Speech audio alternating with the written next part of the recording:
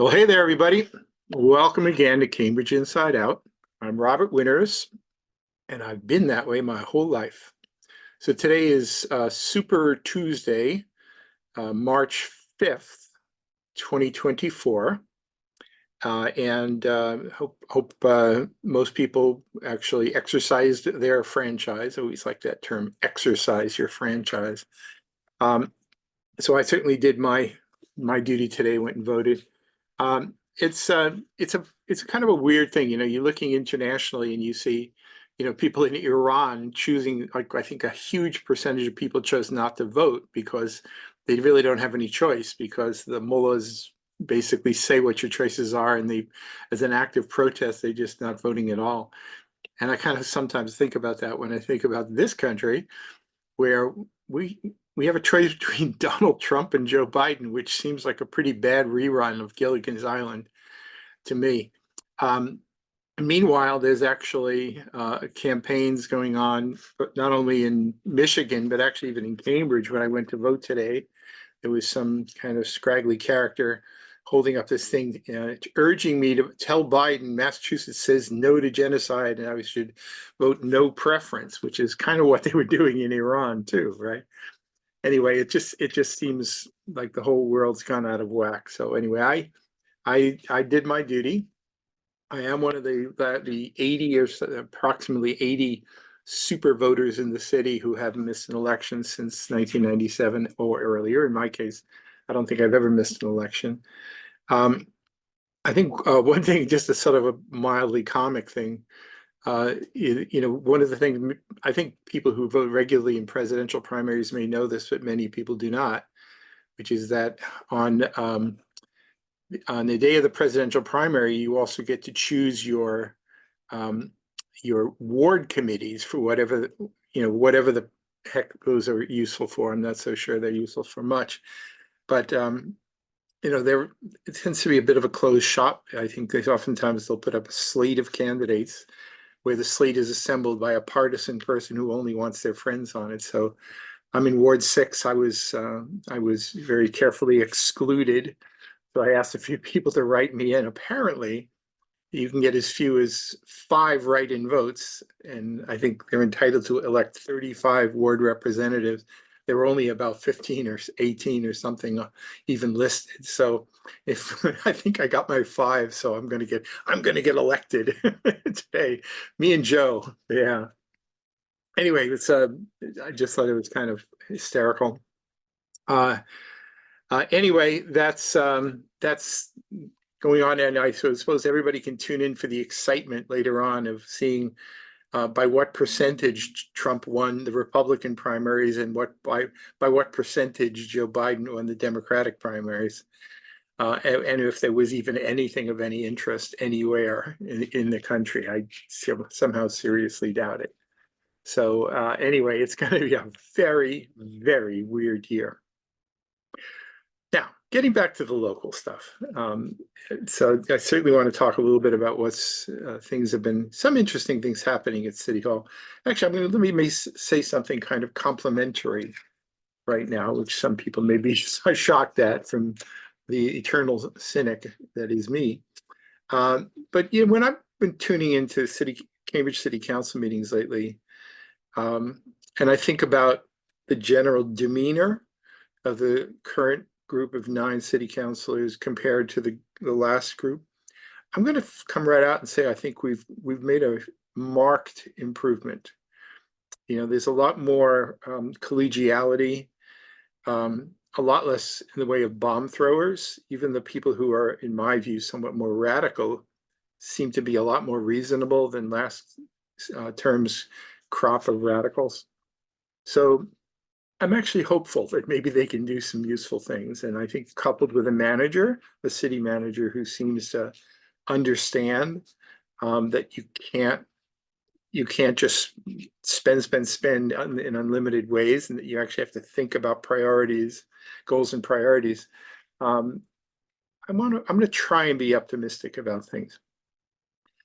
But let me just say right now that, and I want to sort of navigate around to something shortly here, but on the 28th of February, I went to a meeting of the City Council's Finance Committee, where the topic was, it was just general budgetary concerns. There had been a meeting, I think, in December where it was first hinted at maybe Cambridge does not have an unlimited pool of money to spend on an unlimited pool of nice ideas, and that eventually the well might run dry. So this was, in a sense, part two of that. And, and I think it was, pretty good. I'm actually going to wander over here. Hopefully this works as it should. So there was a presentation at that Finance Committee meeting about the upcoming fiscal year. Again, for those who are less familiar, the fiscal year 24 began in the middle of 23 and then ends at the end of June of 24. So FY25 refers to the fiscal year that'll begin, that they're preparing the budget for right now, that will commence July 1st of this year and then carry on until June 30th of 2025. And I'm kind of glad that the Finance Committee co-chairs, which is Patty Nolan and Joan Pickett, are kind of shepherding this process. And I'm grateful actually for the city manager and the staff from the assessor's office and from the finance department and the whole gang of sort of basically putting some truth out there. So I'm just going to walk through a few little facts about this. So the executive summary pretty much says the essence here, about preliminary projections for the upcoming fiscal year in terms of operating budget, and eventually they'll talk about the capital budget, public investments as well. But, they want to really make a clear connection that, it's property taxes primarily that pay for everything.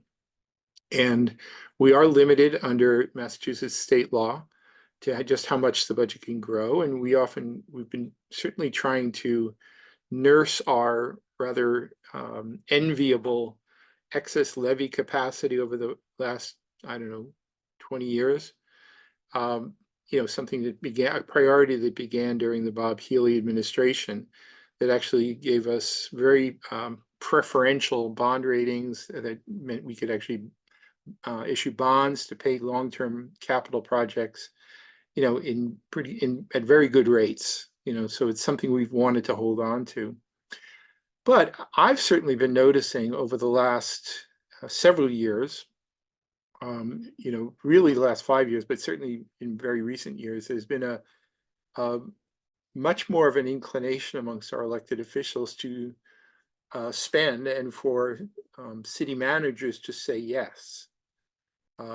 Something that Bob Healy was not exactly famous for, saying yes all the time. He helped kind of nurse our way through into very good fiscal stability, along with people like Louis DePasquale and others.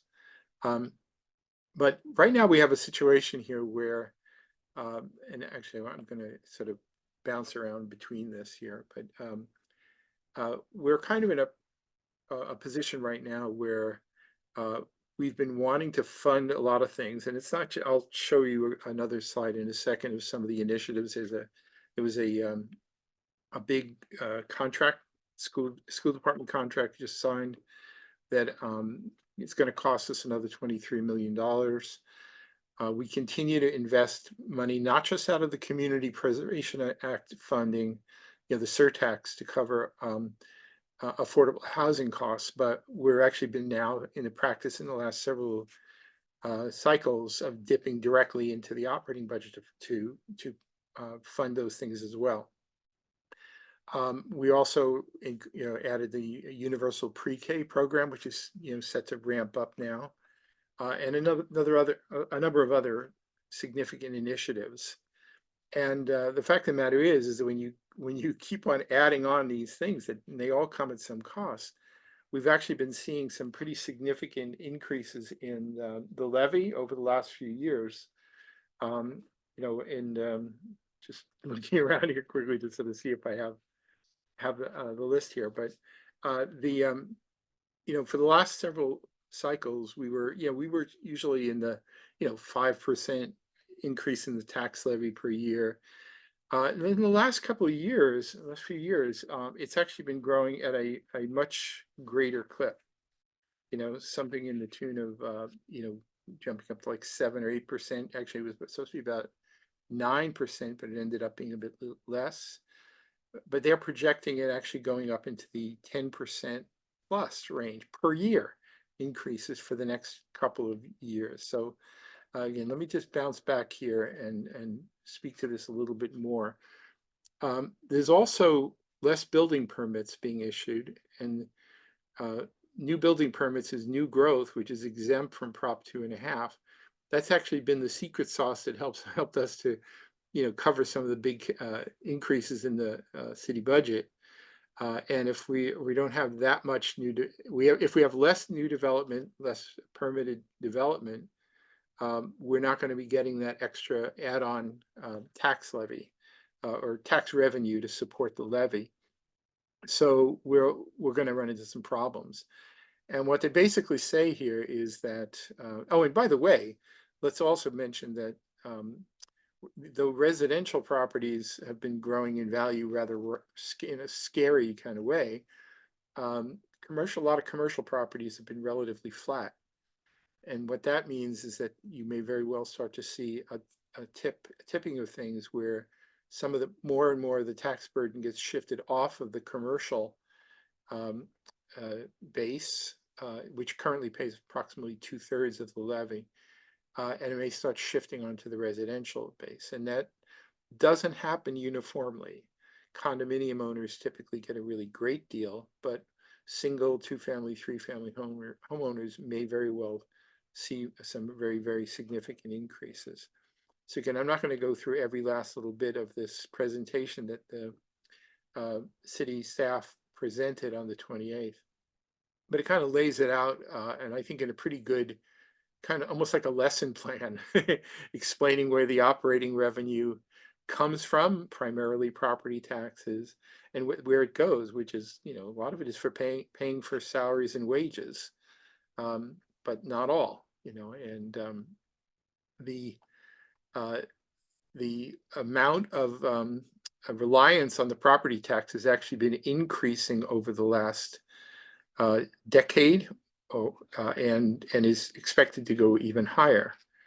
And you may not think that going from 65% being covered by property tax and 35% from other revenue sources, but you may think that's not a big jump from 65 to 72, but it actually is a pretty substantial chunk of change, which has to be then, that burden is borne by the commercial property tax payers, as well as many of us residential taxpayers, right? So again, we have certain limits, et cetera, et cetera, et cetera. I wanted to just basically get they ran a few what if scenarios just to sort of say, if we continue with the type of growth that we've been seeing, what would be the effect in terms of, we actually have a shortfall in terms of the budget. And if we actually see less growth, which is what we're expecting, we'll see a much more substantial shortfall, which means we have no choice but to dip into our levy, excess levy, the free cash, so to speak, and to start not only that, but also rather than leave excess levy capacity, we'll start pushing slowly but surely to our levy limit, which is what some cities and towns in Massachusetts, they live close to the limit and have to pass overrides and such whenever there's something significant that needs to happen. So again, there's a little chart here that kind of shows that our levy capacity, was relatively stable up until now. We're keeping this a nice little gap between, what we could tax people for and what we actually tax people at, right? Because nobody wants to really sock it to all the property owners all at once just to cover excess spending, right? But when you actually start looking at the operating budget over the next few fiscal years, it's growing at a significant way. But I want to draw a special attention to the bottom line here, which is that it would appear, right now, the operating budget was growing at rates such as 6.6%, 5.4, 4.6, 7.1, but now it's in this current fiscal year, it appears to be growing at a 10.3% rate, and then so on and so on. Now, in order to cover that, the tax levy has to grow as well, and so now in the current fiscal year, though it was originally up around 9 point something percent, it actually is the tax levy, what we're actually taxing people, what we're collecting, is growing at a rate of 8.3%, which I want to point out is faster than even our elevated inflation rate of earlier this year, or excuse me, a year ago. And now it's substantially greater than the rate of inflation. But in a kind of a scary scenario, the next 2 fiscal years, fiscal 25 and 26, we're growing. We'll have to start taxing like 10%, more than 10% increase in the tax levy every year. So they're projecting, trying to sort of slow it down and eventually bring it down under control, because the belief is that this is simply not sustainable, right? So this was the message of this finance committee meeting, is to sort of basically make that point clear. I think a lot of people were very drawn to this particular graph that showed that our excess capacity, meaning the difference between what we actually tax and what we could theoretically tax, has been decreasing, but then somewhat level, would be somewhat level if we stayed on a moderate budget growth curve. It'll still be decreasing nonetheless. But if we continue spending the way we have been spending, we will actually kill our excess levy capacity within a few years, and then be put into that unenviable position of many other Massachusetts cities and towns, where they actually have to ask taxpayers to vote for an override. I don't think anybody really wants to go there. So my sense is, listening and watching the councillors' reactions, is that they're open to the idea of doing a bit more shepherding of the city budget and controlling it so it's not growing like mad. And by the way, there are some of the big increases, as I mentioned earlier, is naturally going to be increases in city salaries and such, just because of cost of living increases and more. There was that recent negotiated contract with the schools, which is going to be a big jump. We're spending a lot more in debt service because we have a lot of stuff bonded. And basically this stuff adds up, and that's really the primary thing. I think I like the way the city staff phrased it. It says the city is at a critical inflection point and will need to take action to preserve future financial stability.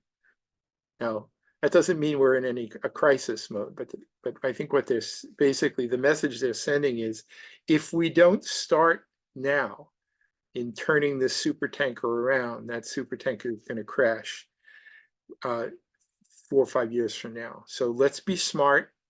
Let's start reining things in a little bit here, so that we're not spending at insanely high rates. Anyway, so I thought it was a rather good presentation, kind of made the point in a forceful and very informative, I might even say educational way. I mean, maybe partly because we have some new councillors, and even some of the councillors who've been on board for a while, they are not necessarily expert in thinking this way, especially since we've had this luxury of not having to think this way for a while. So I think the city staff did a great job in letting that be known. But there was one point I want to make on this, which is, I alluded to it, I just want to emphasize a little bit more, which is that if you actually look at what the increases are, and I'm not going to put this up on screen. I'm just going to hold it up here a little bit here. But if you actually look at what the increases have been, just as percentages in the last several years. And then you see what the actual dollar impact is in various property classes, right? Especially if you start shifting even more onto the residential side, right? I mean, Louis Di Pasquale used to love to say, that this year 80 some odd percent of or more of taxpayers will see less than $100 increase and in a given year. And that sounded great. So, okay, fine, we'll get a little increase. We can live with that. That's fine. But then a few years ago, they stopped putting that message in there because it was they changed it. So, 80% will see less than a $200 or $250 increase. So they were kind of upping the increases. They thought people would consider that still reasonable. But in the last few years, that message has gone completely, and I could see it because I pay attention to these sorts of things. But the thing I want to emphasize about this is that it doesn't hit residential taxpayers uniformly. And I actually had a nice discussion with some of the city staff after the presentation on the 28th about that. And they simply didn't have the full story available. So that's why they didn't address it. But, the truth of the matter is that most residential taxpayers now, the biggest part of the residential pie are condominium owners. And when you take the value of a condominium owner, you subtract off the $400,000 or so residential exemption from that, they have a relatively small chunk that they pay their taxes on. If you have a single family home or 2-family or a 3-family, even after you subtract off that residential exemption, you have a much bigger piece of taxable value that you must pay taxes on.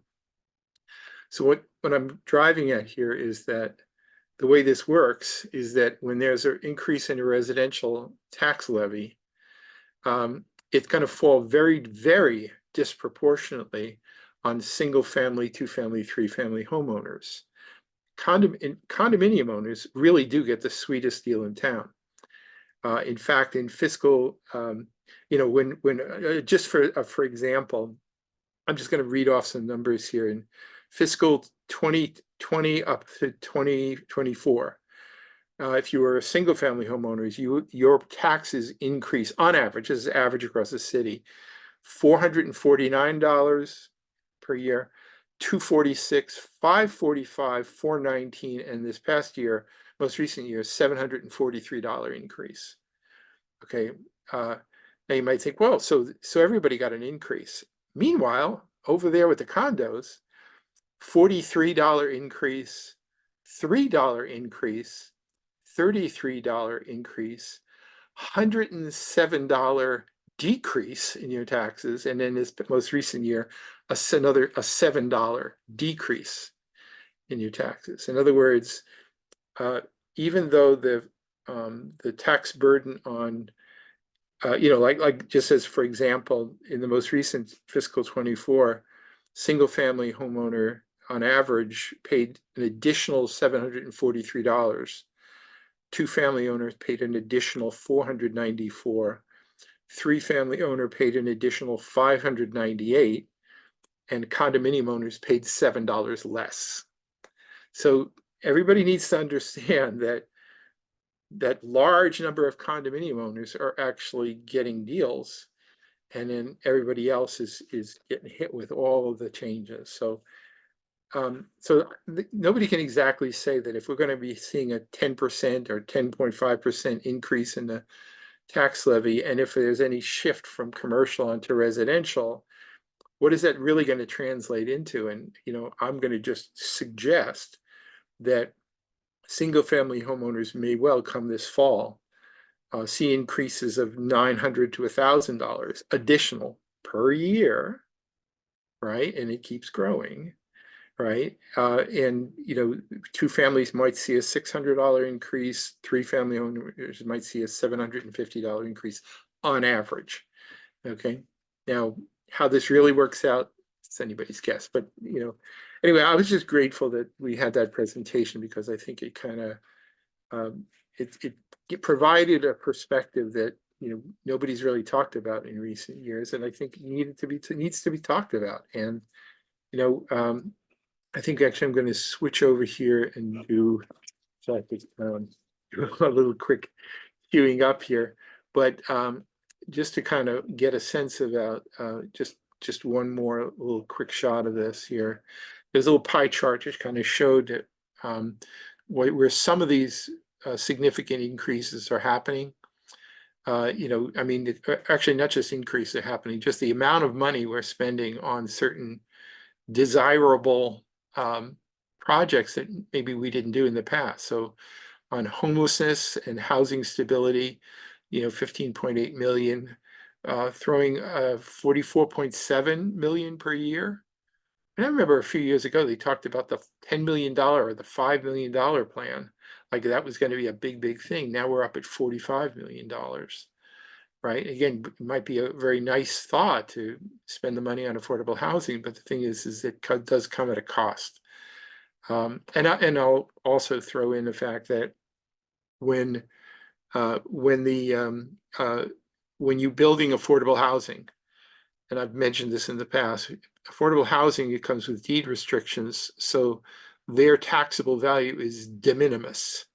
So in fact, none of the affordable housing that's being built by the city or its partners is actually paying into the general fund more. They're all paying into the fund far less than the services they're actually consuming.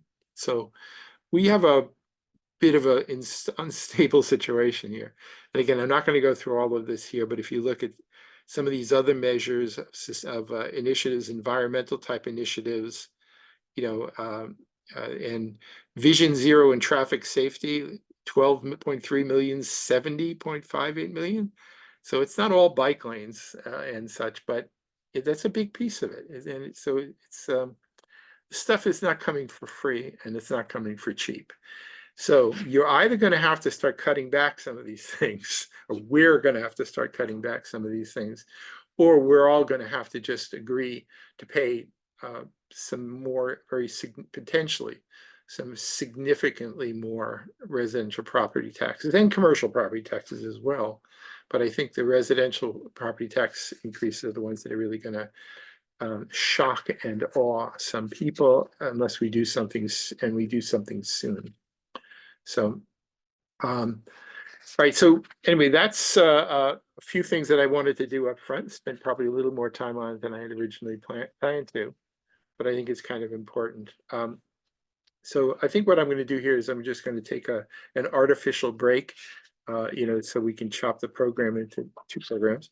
And then I'll talk a little bit about some of the recent activities up at City Council meetings. So in a very artificial sort of way, thanks for tuning into Cambridge InsideOut. I'll see you in a couple of seconds.